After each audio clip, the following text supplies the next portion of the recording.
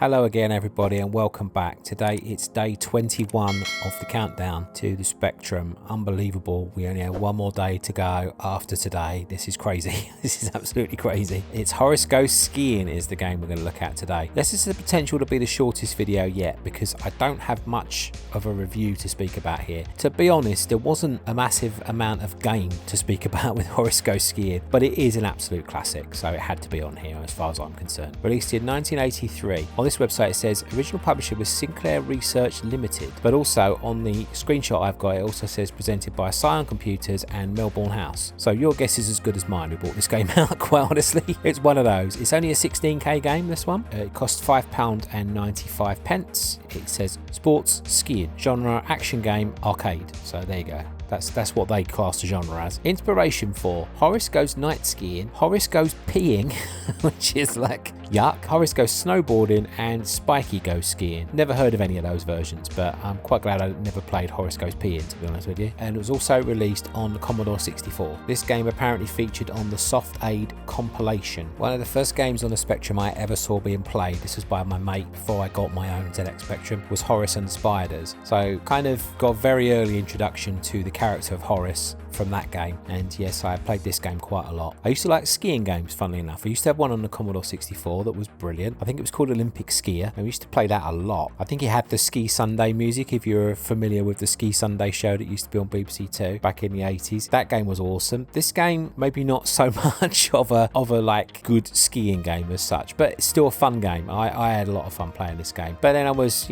10 years old back then when I used to play it on my mate's ZX Spectrum, because I did actually play this before I got my own, and yeah, it's a lot of fun. I think it's not going to be one of those games you're going to be playing for the all-out quality of necessarily. Well, in my case, more like a memory. That's where I'm going to get my fun from this game, because I remember playing this when I was younger. But I wouldn't say it hangs with some of the best games on the system for sure, but it's going to be a fun experience reliving this. Well, I'm going to go straight into the review on this one. So we could have a short video here today. I really don't know how it's going to go. I've got a review and I'm going to read from a second review as well, but the reason I chose this one was because it actually has marks on it, whereas by that I mean scores. I don't mean the review's marked up.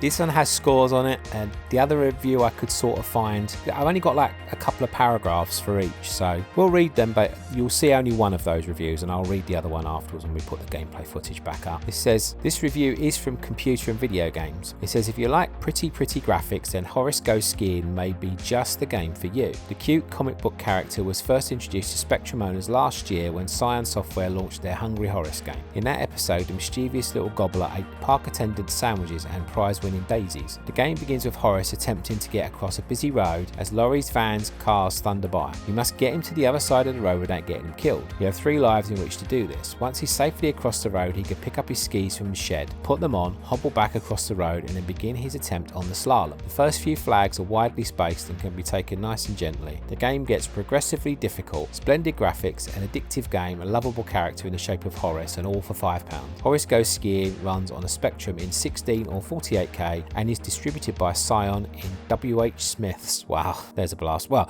I say a blast on the past. WH Smiths are still going, but they used to be so much more than they are now. But back in those days, we used to get so much stuff from WH Smiths. WH Smiths or John Menzies, they were the 2 high street shops. Well, Woolworths as well, maybe. We'll add a third in there too. But getting started, 8. Value 8, playability 7, and then it's just got a picture of a cassette tape, so I don't quite know what that means, to be honest with you. But so we kind of have a few marks, we don't have an overall score there. I'll also read what it says about the game in ZX Computing from June 1983. This game came out obviously in 83, so there weren't a lot of magazine reviews available back then. So I can't remember what year Crash started, but I don't know if Crash would have been around back then. I don't believe it was anyway. Let's have a look at this one. It says it looks rather as if Uncle Clive is taking Horace as a sort of semi-mascot, as this is the second in the series of programs in which he starred. In the first part, Horace must cross the road and buy his skis without getting run over by a surge of traffic. He then pays $10 for a pair of skis. Yes, dollars. What have they got against pound sterling?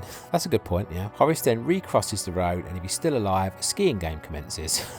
I don't really put that if he's still alive. The graphics all the way through are excellent, though both of these have been done before separately. Never before have the graphics been so good on one tape, okay? Because they have managed to bring extra life and enjoyment into these games, they must be the best representations of either on a low budget computer. Using the two games in conjunction produces one of the most addictive packages I have yet encountered. Horace Goes Skiing definitely helps set the new standard for Sinclair distributed software. So there you go. This is why I didn't pick that review. It's kind of a weird review, that, isn't it? I'm not quite sure what he's going on about with the two games. I don't know what that means, quite honestly, unless he's on about, like, you know, you've got a skiing game and a crossing the road style kind of game. Maybe he counts that as two different games. I don't know really, but it was a confusing review, that one, to be honest with you. So there we go. That is all we've got in terms of a review for Horace Goes Skiing. So we're a bit limited, unfortunately, in what we can talk about there, but I have memories of playing the Horace games. I like them quite a lot. I think this was probably my favourite because I'm such a sports nut. I like the fact that you can play a skiing game at the end of it, but I think they could have probably picked any of the Horace games to go on there because, you know, he was almost like the Sonic or Mario, wasn't he, in the early days of the ZX Spectrum. You know, he was that recognisable kind of mascot that we had for the Spectrum back then, and so I think, you know, you had to have a Horace game on here, really. I think, in my opinion, personally, they've chosen the best one, but what do you guys think? Let me know in the comments what you think, whether you think that one of the other games, Hungry Horace or Horace and the Spiders, deserve to be on here instead. I don't know.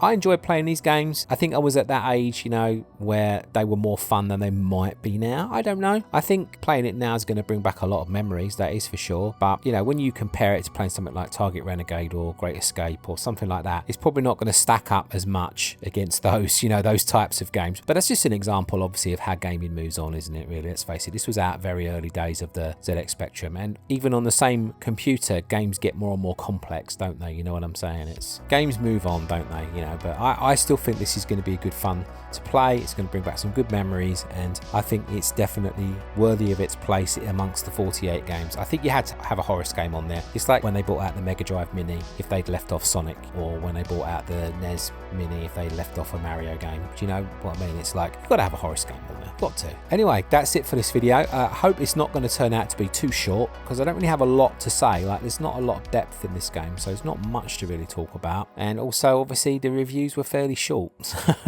I do apologise if this is your favourite game on the system out of the 48, but there's not really much to say about this one. It's just, we're going to have a look at the gameplay, obviously, in the background, and we're going to get reminded of it. So, as I always ask, let me know if you played this game in the comments. Let me know if you love it or hate it. Let me know if it is your favourite Horace game or it isn't, you know, all those things. As ever, tell me your memories. I always like hearing about them. Thanks a lot, guys. Take care, and I will see you tomorrow for the last game. And also, tomorrow is the day we get our Spectrums. Well, hopefully. I'm still keeping my fingers crossed on that, because as I'm recording this video on the 16th of November, they still haven't taken payment yet, Smith's Toys, so I'm getting a little bit concerned, but I'm assuming they'll probably take payment Monday or Tuesday, which will be, what, the 18th or 19th. I would imagine they'll probably take payment around then, but I'm just hoping nothing goes wrong on the day for anybody, you know. I hope we all get the Spectrum when we want it, but there's bound to be a few stories out there of people saying theirs got delayed or they were out of stock or blah blah blah. You know, it's going to happen at some point for somebody, and